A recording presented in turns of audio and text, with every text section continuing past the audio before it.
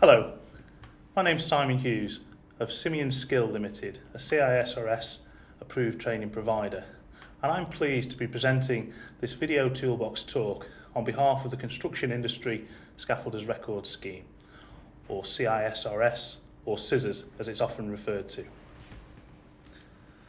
The purpose of this toolbox talk is to give an overview of the training courses and qualifications that are offered by CISRS. CISRS has been around for over 40 years, and it originated as a recognised qualification for the scaffolding trade. In 1979, training, experience and assessment became the ethos of the scheme and still remains that way today.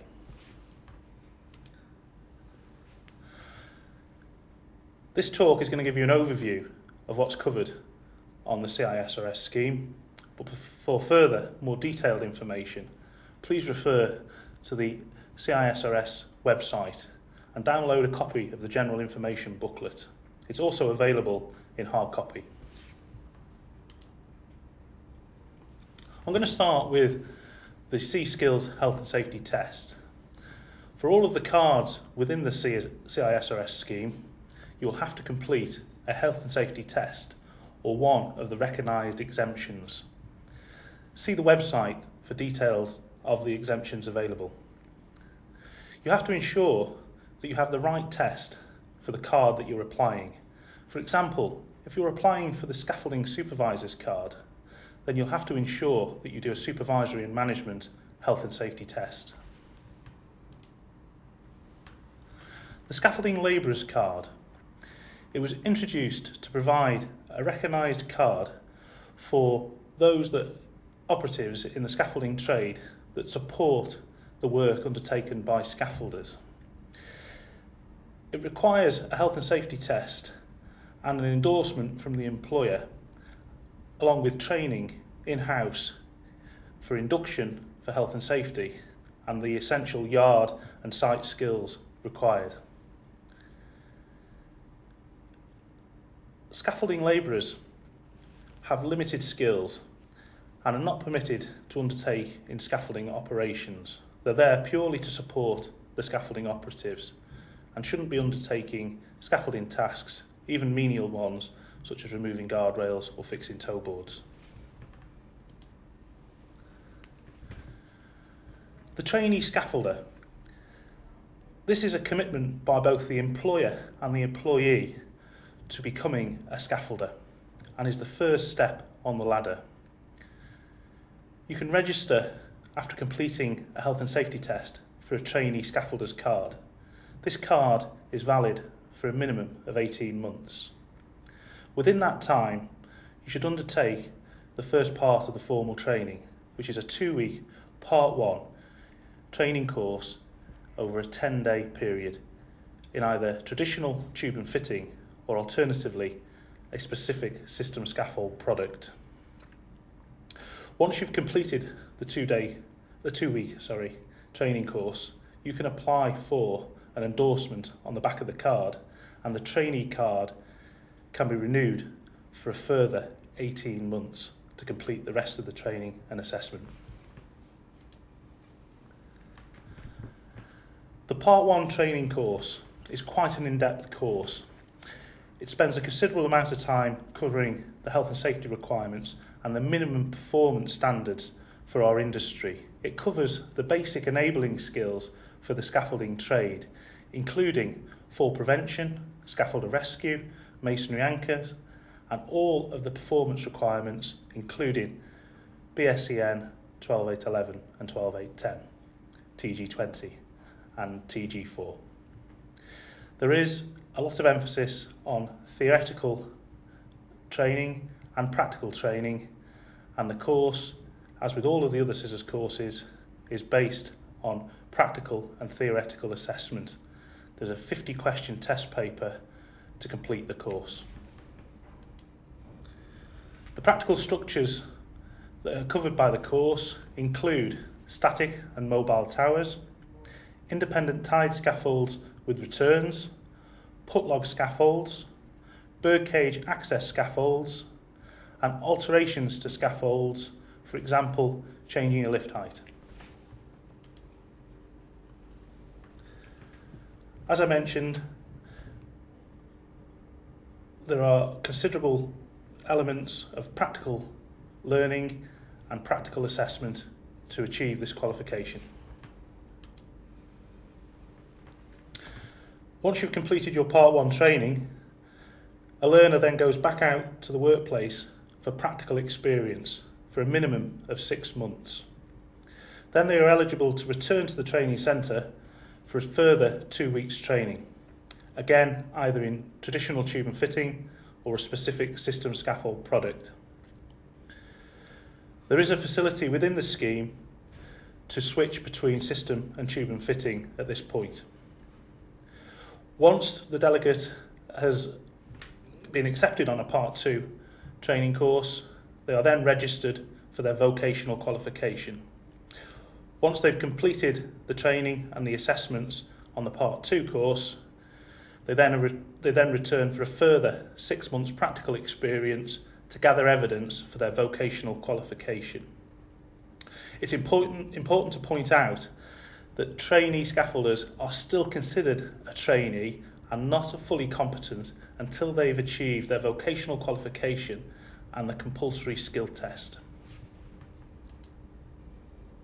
The Part 2 training has greater emphasis on the more complex scaffold structures, but it still includes a great deal of theoretical learning as well. Some of the complex structures that are included on the Part 2 course include a cantilevered truss-out scaffold, radial and splayed bays, bridging with beams and protection fans, loading bays, and roof saddles.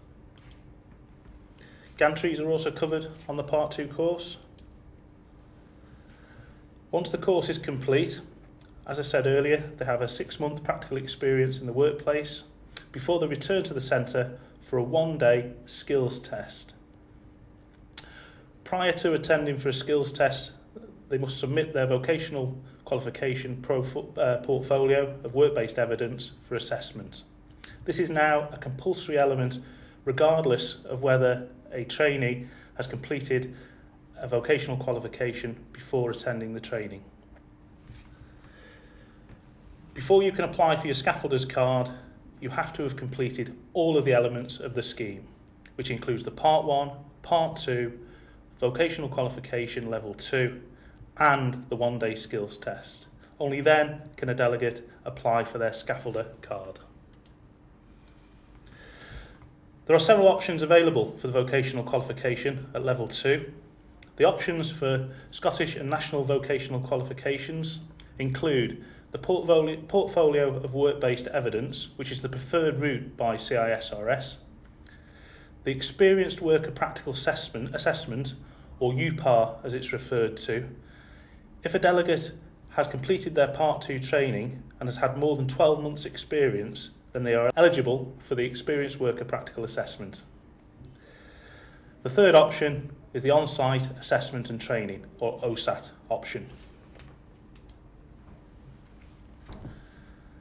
The CISRS Scaffolder's card is then valid for 5 years, and it's important to point out that this is the established trade competency for the scaffolding industry and enables scaffolders to supervise, lead and partake in the majority of scaffolding operations that are covered by this qualification. The card is renewable after 5 years with a current health and safety test or one of the accepted exemptions. Scaffolding apprenticeships. This is an 11-week training programme over a 2-year cycle, and the qualifications include the CISRS Scaffolder's card, the Construction Diploma Level 2, the Vocational Qualification Level 2 in Access and Rigging, Functional Skills Level 1, and the Health and Safety Test. The apprenticeships are fully funded, but unfortunately there is no advanced apprenticeship currently. which brings us on nicely to the CISRS Advanced Scaffolder. After completing the Scaffolder qualification and attaining the card, you require a further 12 months practical experience. You can then attend a 2-week Advanced Scaffolder training course. This is only available currently in traditional tube and fitting. You then go back out to the industry to gather evidence for your VQ Level 3. The Advanced Scaffolder training course covers much more complex scaffolds, which include a suspended scaffold, false work, including raking shores and dead shores, a cantilevered drop scaffold, temporary roofs, pedestrian ramps, and other complex structures. The Vocational Qualification Level 3 requires delegates to come back for a 2-day mandatory skill test, but the options available for achieving the VQ are the portfolio of work-based evidence, which again is the preferred route, or the OSAT on-site assessment and training option. Once you've achieved your MVQ Level 3, you're then eligible to apply for your Advanced Scaffolder's card. Again, this card is valid for 5 years. To apply for the card, you need a current health and safety test or recognised exemption. The Advanced Scaffolder's card is the established trade competence for advanced craftsmen in our industry and enables scaffolders to lead, supervise or partake in all scaffolding operations. We move on now to talk about System Scaffold Product Training Scheme, SSPTS. This is aimed at existing scaffolders and is basically a conversion course for the tube and fitting skills into a new proprietary product. It's a 2-day course in duration. It's not available to new entrants, and scaffolders can have the product training that they've achieved endorsed on the back of their card. And this is open to many different system scaffolds, layer, cup lock, quick stage, etc. Here you can see an example of a system scaffold product training course underway.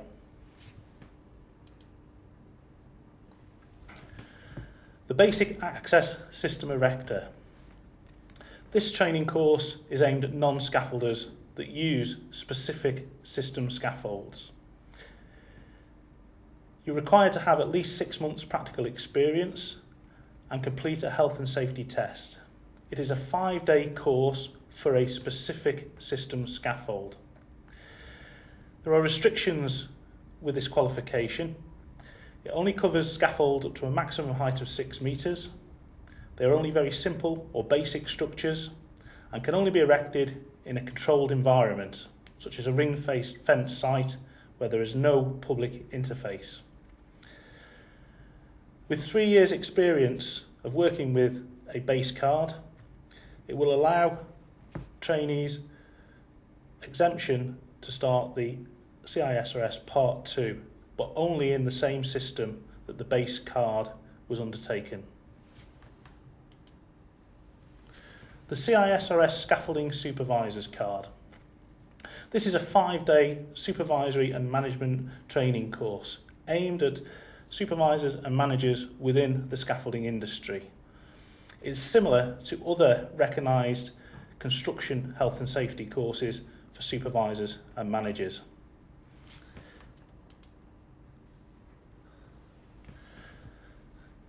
In 2010, a new scaffold inspection training scheme was introduced by CISRS. It has 2 levels, basic and advanced.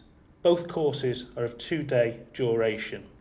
The aim of this course was to create an industry training standard. It's only available through CISRS approved providers, although the training can be undertaken on site. For the advanced scaffold inspection course, it enables scaffolders and advanced scaffolders to start straight at the advanced level. People from outside of the scaffolding industry wishing to achieve the Advanced Scaffold Inspection qualification must complete the basic scaffold inspection training first and hold that qualification for a minimum of 2 years. This is a recognised qualification for those that are required to undertake statutory scaffold inspections, and there is another video toolbox talk which comprehensively covers this subject available through the National Access and Scaffolding Confederation. To apply for these cards, you have to undertake a health and safety test. Currently, those tests must be for work at height or supervision, although in the future, any health and safety test will apply.